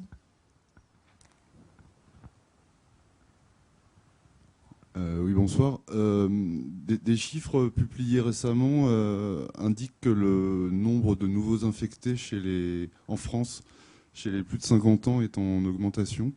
Est-ce que cette classe d'âge n'a pas été le parent pauvre des campagnes de prévention et en paye aujourd'hui le prix? Oui. Non, c'est quand même... oui, probablement, c'est certain. Et j'allais dire plus de 50 ans, et nous, c'est pas rare de diagnostiquer à vraiment beaucoup plus que 50 ans, quoi. Ça, c'est très très clair. Et effectivement, c'est probablement une génération... pour laquelle le préservatif n'était pas encore dans les mœurs, quoi. Hein. Voilà, donc ça, c'est... moi, c'est simplement... C'est la chose que je pourrais dire, moi. Oui, vous avez raison. Ce n'est pas ces personnes-là qui ont été ciblées dans les campagnes de prévention. On pense immédiatement aux jeunes. Quand on pense prévention, on ne passe pas forcément aux adultes et aux adultes vieillissants, je dirais. Ça, c'est évident. Mais c'est ça aussi l'enjeu du dépistage actuel. Hein. Aujourd'hui, comme on diversifie l'offre de dépistage, on voit bien que quand les chiffres qui vont sortir là en France, pour la France, vont montrer qu'on va avoir 11 000 découvertes de séropositivité en France en 2013, ça ne veut pas dire que l'épidémie repart à la hausse en France. Ça veut dire que comme on diversifie l'offre de dépistage, on va trouver des personnes séropositives qui, certainement pas mal d'entre elles, n'avaient jamais fait de test dépistage de leur vie. Et on a des recommandations en France par rapport au dépistage. On voit bien qu'elles ont du mal à rentrer dans les faits. Par exemple, en France, il y a une recommandation qui dit que toute personne sexuellement active devrait faire un test de VIH une fois par an, en dehors de toute notion de risque pris. On sait bien que dans la réalité, on est loin du compte. Donc, il y a très certainement dans la population En France, il y a à peu près 150 000 personnes qui vivent avec le VIH. On estime qu'il y a 28 à 30 000 personnes qui ne connaissent pas leur statut sérologique et qui sont des personnes qui, en toute inconscience, je dirais, transmettent le virus puisqu'elles ne sont pas prises en charge, elles ne savent même pas qu'elles sont séropositives. Donc l'objectif du dépistage, c'est de trouver ces personnes-là. Et dans ces personnes-là, il y a certainement des personnes de plus de 50 ans. Est-ce qu'il y a une autre question? Oui. Je voulais vous demander les modalités du dépistage avec la petite goutte de sang sur la petite goutte de sang prise sur le doigt là. Ce n'est pas la même chose que de prendre une prise de sang. Non, c'est un test. Parce donc, que vous m'avez effrayé en disant que ça n'empêchait pas de faire par la suite une sérologie oui, prise de sang. Alors ça, c'est un problème de législation. C'est la loi française ne permet pas de poser un diagnostic de séropositivité sur un test fait avec un test à résultat rapide. C'est uniquement un problème de législation. Les tests qui sont utilisés, ces tests à résultat rapide, sont des tests extrêmement fiables. Mais néanmoins, la loi française aujourd'hui dit que pour donner un diagnostic de séropositivité, le test doit être fait sur une prise de sang et réalisé avec 2 techniques différentes. Donc, ces tests rapides, si vous voulez, ils permettent d'aller vers les personnes, c'est-à-dire qu'on... je dirais, c'est ça l'avantage de ces dispositifs, c'est qu'on se déplace, on va là où les gens vivent, on peut se poser avec un camion sur un marché, à la sortie d'une gare, devant une bouche de métro, on va dans les commerces fréquentés par les gays, les commerces tenus par les populations migrantes. Donc c'est un avantage parce que du coup, les gens, comme ils voient du dépistage, ils viennent alors qu'ils n'auraient pas pensé spontanément aller faire un test. Donc ça, c'est un avantage. Mais les gens qu'on voit séropositifs avec ces tests-là, on les oriente immédiatement vers un test de confirmation. Ce n'est pas une question de fiabilité. Hein. Ces tests sont extrêmement fiables. Simplement, la loi française aujourd'hui ne reconnaît pas le diagnostic posé sur ces tests-là. Alors après, moi je rajouterais une petite précision. Ces tests sont particulièrement fiables, mais juste quand même un bémol, c'est sur les phases très précoces de l'infection. Voilà, sur les phases très précoces de l'infection, on peut être un peu moins bon avec ces tests-là qu'avec les tests ELISA classiques en laboratoire. J'ai perdu mon micro, moi. On vous entend toujours, alors c'est essentiel. Tout le continent africain, tous les dépistages sont faits avec des tests à résultats rapides, donc pas de souci quand même. Peut-être une précision sur l'autotest. L'autotest, c'est encore autre chose.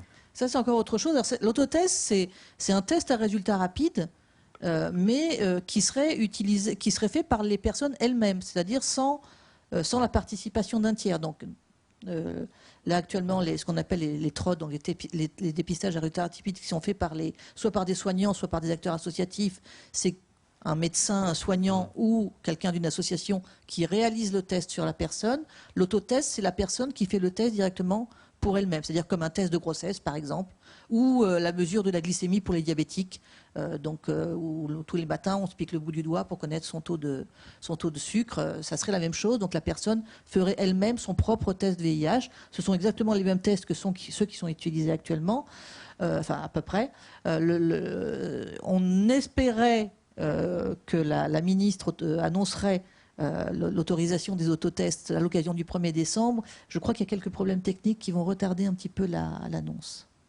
En termes de fiabilité, ce sont les mêmes tests, ce sont des tests extrêmement fiables, oui. Pareil. C'est un test fait avec une petite goutte de sang au bout du doigt. C'est des tests extrêmement fiables. On parle même de tests salivaires, non? Il y a un test aussi salivaire qui est un petit peu, qui est tout aussi, sensible, mais apparemment, en France, c'est mieux avec le sang, quand même. En France, en tout cas, c'est le test sanguin qui serait retenu, apparemment. Est-ce qu'il y a une autre question? On va prendre peut-être une ou deux questions, parce qu'il est 25, mais c'est vrai qu'on a commencé un peu plus tard. Donc, bonsoir. Pourquoi, avec le premier des 2 techniques que vous avez mentionnées, il y a quelquefois des faux positifs qui est un peu inquiétant, hein, on parle sur Internet. Merci. Alors les faux positifs, ça peut arriver, je dirais, avec n'importe quelle technique. C'est le pourcentage qui va varier. Un faux positif, ça veut dire que votre test va donner un résultat positif alors que vous n'êtes pas contaminé par le VIH. Donc ça vient de ce qu'on appelle des réactions croisées. C'est-à-dire qu'il y a dans votre sang des anticorps qui sont des petites molécules fabriquées par votre système immunitaire et qui vous protègent contre certains microbes. Certains de ces anticorps qui vont réagir sur des protéines du virus, mais qui ne sont pas en fait des anticorps contre le virus, c'est-à-dire une réaction croisée. Mais ça, c'est confirmé par un deuxième test, généralement. Si un premier test est positif, le deuxième est un faux positif, le deuxième va dire que c'est un résultat négatif, et donc on va le savoir tout de suite, quoi. On va le savoir assez rapidement. Est-ce qu'il y avait peut-être une dernière question? Oui, monsieur. Alors, allez, on en prend deux? Allez, on en prend deux. Question très simple, là vous avez une image depuis tout à l'heure, en fait, c'est une vue d'artiste ou c'est vraiment une image du virus? Bonne question. C'est pas nous qui avons choisi. Alors qui a choisi? Et en fait, comment ça se passe concrètement quand le virus... Enfin, il y avait un schéma tout au début, mais physiquement, concrètement, comment ça se passe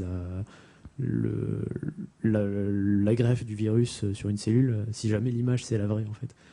Oui, on peut considérer que c'est une vue du virus. Comment ça se passe? C'est la biologie cellulaire, c'est-à-dire que c'est un microbe qui va arriver au contact d'une cellule et qui va s'accrocher à la surface de la cellule via des récepteurs, justement ce dont je parlais, et il va y avoir une fusion entre la paroi du virus, il y a une paroi, vous voyez bien, c'est circulaire, il va y avoir une fusion entre la paroi du virus et la paroi de la cellule, qui va permettre à ce moment-là au virus de déverser son contenu dans l'intérieur de la cellule qui va être infectée. C'est comme ça que ça se passe. Tout simple, je ne peux pas vous dire autre chose. Il faut prendre l'image d'une clé et d'une serrure. Les pointes que vous voyez là, à la surface du virus, c'est assez fidèle à ce que c'est réellement, effectivement. Ça serait la clé. Donc c'est ce qu'on appelle c'est une protéine du virus qui a cette forme-là, et qui va rentrer dans une serrure qui est le récepteur dont parle Antoine, et qui, lui, est à la surface de la cellule. Donc il faut qu'il y ait la bonne serrure pour la bonne clé, sinon le virus ne peut pas rentrer dans la cellule. Il y avait une dernière question. Oui, alors simplement, c'est pour, ça va être rapide aussi, donc c'est pour la confirmation, donc pour l'autotest. Donc c'est vraiment dans les tuyaux ou pas? Parce que je sais qu'aux États-Unis, ça existe. Donc on peut le faire soi-même, les gens sont responsables, ils font ce qu'ils veulent de leur vie. Alors qu'en France, visiblement, on est un petit peu plus paternaliste, c'est toujours compliqué en France. Oui, vraiment, on pensait avoir l'annonce là au 1er décembre. Le seul souci, c'est que la marque qui a été retenue par les autorités françaises n'a pas le marquage CE encore. Donc c'est juste ce délai-là pour que l'annonce soit faite. Alors le souci avec les autotests, c'est que effectivement, quand vous allez sur Internet, vous tapez autotest VIH, vous allez en trouver des quantités qui sont déjà disponibles sur Internet. Le souci, c'est que pour beaucoup d'entre eux, on ne sait pas du tout ce qu'il y a dedans. Donc c'est un vrai risque. Donc il va falloir, il y a tout un tas de messages qui doivent être diffusés pour que les gens s'assurent qu'ils utilisent un test qui a les marquages officiels. Parce que si déjà vous allez sur Internet, vous pouvez les commander, les autotests, il n'y a pas de souci. Mais vous allez tomber sur des choses extrêmement différentes. Donc il faut être prudent, très prudent. Je vous propose de découvrir les réponses du quiz auquel vous avez participé et puis les pourcentages de bonnes réponses. Mais sachez que si vous souhaitiez poser d'autres questions, vous pouvez ensuite le faire via le blog de la conférence, c'est dircom.inserm.fr. Et puis vous pouvez voir là-dessus aussi des infos pratiques, des ressources documentaires, même revoir la conférence.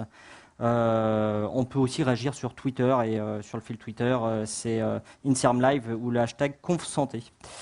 Voilà, alors 85% de bonnes réponses, plus de 34 millions, on est même à 35, c'est ça, selon les derniers chiffres. Donc très bien. Deuxième question, donc en France, combien de personnes découvrent leur séropositivité? Plus de 6000, 65%, donc on a peut-être bien fait de la poser. On est même à plus, non, vous avez dit, à un moment, j'ai cru comprendre qu'on est un petit peu... 11 000 en 2013. Ah oui, d'accord, 11 000 en 2013, oui. C'est 11 000 en 2013, mais parce que maintenant, on commence à prendre en compte toute l'activité de dépistage faite avec les tests rapides, donc ça change un peu la donne. D'accord. La troisième question. Dans certains séropositifs, certaines personnes séropositives non traitées ne développent pas la maladie. Donc c'était vrai. Donc c'est ces fameux contrôleurs d'élite. C'est ça dont vous avez parlé. 100% de bonnes réponses. Bravo. Un score soviétique. Étonnant. Quatrième question. un médicament antirétroviral peut réduire le risque d'infection par le virus du sida. Donc vrai, on a parlé de l'essai Hyperiem, il n'y avait pas que celui-là, Proud, Hyprex, etc. Alors peut-être une petite précision là-dessus avant de terminer. Donc dans l'essai Hyperiem, là c'est le fameux traitement antirétroviral Truvada, c'est ça. J'ai cru comprendre qu'il était déjà autorisé aux États-Unis, mais pas en France. Ah oui. Donc vous le confirmez. Oui, ça fait déjà plus d'1 an aux États-Unis. Pourquoi alors? Qu'est-ce qui se passe? Pourquoi? Parce qu'en France, il faut toujours tout redémontrer. Ça serait beaucoup trop simple si on devait faire confiance aux résultats des études scientifiques publiées dans d'autres pays. Donc en France, il faut toujours tout redémontrer. Donc c'est la remarque de ce monsieur tout à l'heure par rapport aux autotests. C'est la démarche qu'on a été obligé de faire pour avoir autorisation de faire des dépistages avec des tests à résultats rapides. À chaque fois, il faut repasser par la case démonstration par la recherche. Et ça rallonge. Mais on n'a pas assez de résultats. Les États-Unis, eux, estiment qu'ils ont assez de résultats et la France estime que non. Oui, bon, après, il y a eu beaucoup d'études aussi où c'était pas forcément du traitement intermittent aussi. Ça, c'était un petit peu la spécificité aussi d'Hypergay, c'est que c'était de la prise de traitement avant, pendant et après les rapports. Autour des rapports sexuels. C'était autour des rapports. Ça pouvait être en continu, mais voilà, aux États-Unis, c'est en continu. Donc, on n'est pas. C'est encore une philosophie un tout petit peu différente quand même. Voilà. Donc finalement, d'avoir mis en place les essais Hypergay ou POT, c'est quand même, une avancée aussi, quoi, quand même. Et vous qui êtes spécialiste de ces questions, vous pensez que ça va arriver en France quand? L'autorisation de mise sur le marché. Là aussi, les associations se mobilisent pour demander justement la mise à disposition de ce médicament qui aujourd'hui n'a pas encore l'autorisation pour cet usage-là. Puisque vous savez que les médicaments ont des autorisations de mise sur le marché pour des indications particulières. Donc le Truvada, puisque la molécule en question, elle est autorisée pour soigner des personnes séropositives, elle n'a pas d'indication à être prescrite pour des personnes séronégatives. Donc il faut faire modifier ça. Et donc là, en ce moment, les associations sont en train de monter au créneau pour accélérer un peu le... Est-ce que vous avez des informations, vous, en tant qu'association, des autorités sanitaires qui vous disent oui, d'ici 2015 Les informations sont que depuis que les résultats préliminaires de cet essai ont été publiés, le dossier est repassé sur le dossier de la pile. Bon, c'est déjà ça. Donc à suivre.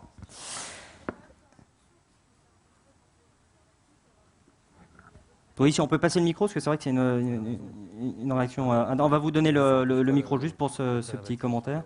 Mais vous disiez que ça n'empêche pas le port du préservatif et tous les autres moyens de prévention. Il faut savoir que dans ces essais-là... Oui, je voulais juste dire, le risque de ce genre de traitements qui sont quand même, c'est vraiment très positif, mais le risque, c'est quand même que les gens arrêtent de se protéger. Il y a beaucoup d'autres MST qui circulent, l'hépatite C en l'occurrence... qui n'est pas traité de la même façon, etc. Dans l'essai tel qu'il est conduit, effectivement, le premier message, c'est de dire continuez à utiliser le préservatif. À aucun moment, il est dit qu'il faut abandonner le préservatif. Il y a tout un accompagnement des personnes qui participent à cet essai, justement, parce qu'on veut être très, très vigilant à ça, effectivement. Oui. C'est vrai que la prévention, c'est une palette d'outils en combinaison. Même s'il y avait un vaccin, d'ailleurs, il ne faudrait pas arrêter pour autant le préservatif. Il y a la circoncision, on parle des gènes microbicides. C'est une palette d'outils. Alors, la dernière question. Alors, la proportion de personnes séropositives ayant accès au traitement antirétroviral, alors ça a été dit, 2 sur 5 au niveau mondial. Donc les pays du Sud. Outre le fait que les pays du Sud, dans les pays du Sud, les personnes séropositives ont moins accès aux traitements antirétroviraux, puis en plus de moins de bonne qualité, pour faire simple, des molécules moins récentes, etc. Est-ce qu'il y a d'autres retards aussi, par exemple, est-ce qu'on fait la charge virale automatiquement ou pas? Est-ce qu'il y a d'autres choses? Est-ce que la mise sous traitement est aussi précoce? Voilà. Non, les pays du Sud, pour la plupart, n'ont pas accès à la charge virale, c'est-à-dire qu'il y a un suivi sur les signes cliniques des patients.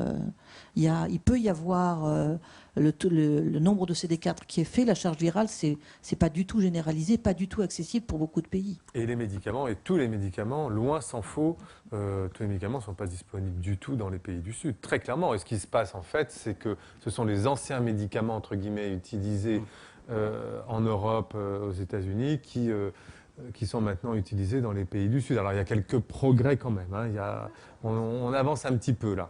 Il y a des médicaments plus récents qu'on commence à retrouver dans les pays du Sud parce qu'ils peuvent être génériqués par d'autres firmes dans les pays du Sud. Mais ça reste quand même le lobbying de l'industrie pharmaceutique reste quand même un problème, il faut le dire. Enfin, à un moment donné, voilà, c'est tout. C'est une réalité. Et on parle des pays du Sud, mais est-ce qu'en France aussi, dans les pays dits riches, avec la crise, avec le fait que tout n'est peut-être pas remboursé, les antirétroviraux oui, mais peut-être pas, je sais pas, le suivi biologique, etc. Est-ce qu'il y a des renoncements aux soins en ce moment? Oui, il y a des renoncements en soins chez les personnes séropositives comme chez d'autres personnes en France. Hein. Le reste à charge, effectivement, une personne séropositive, aujourd'hui, le traitement antirétroviral va être pris en charge à 100%. Mais c'est vrai qu'il y a tout un tas d'autres examens à côté pour lesquels elle va avoir un reste à charge comme n'importe quel autre malade, je dirais, en France, quoi. Et ça, effectivement, comme en France, les personnes séropositives sont, pour beaucoup d'entre elles, dans des situations plus précaires que la population générale, ça peut créer des problèmes, effectivement. Oui. Ça crée des problèmes. Merci beaucoup pour ces précisions. Avant de conclure, vous pourrez peut-être poser une petite question ensuite, mais là, on est obligé de conclure pour tenir dans les temps. Une très rapide information pour dire que la prochaine conférence santé en question, elle se tiendra le jeudi 5 février ici même, à 19h, toujours pareil. Et puis elle sera consacrée à un autre virus qui inquiète en ce moment la planète entière, c'est Ebola. Donc voilà, je pense que ça sera une conférence très intéressante également. Merci à vous tous pour votre participation. Merci aux techniciens, merci aux organisateurs, à la Cité des Sciences et puis à l'INSERM. Merci aussi à la Cité de la Santé qui nous aide. Et puis aux partenaires du cycle dans son ensemble, hein, la mairie de Paris, le site internet pourquoidocteur.com, la Casden Banque Populaire et la recherche. Et puis surtout un grand merci à nos deux intervenants qu'on peut encore applaudir une dernière fois pour le temps qu'ils nous ont consacré. Merci à vous.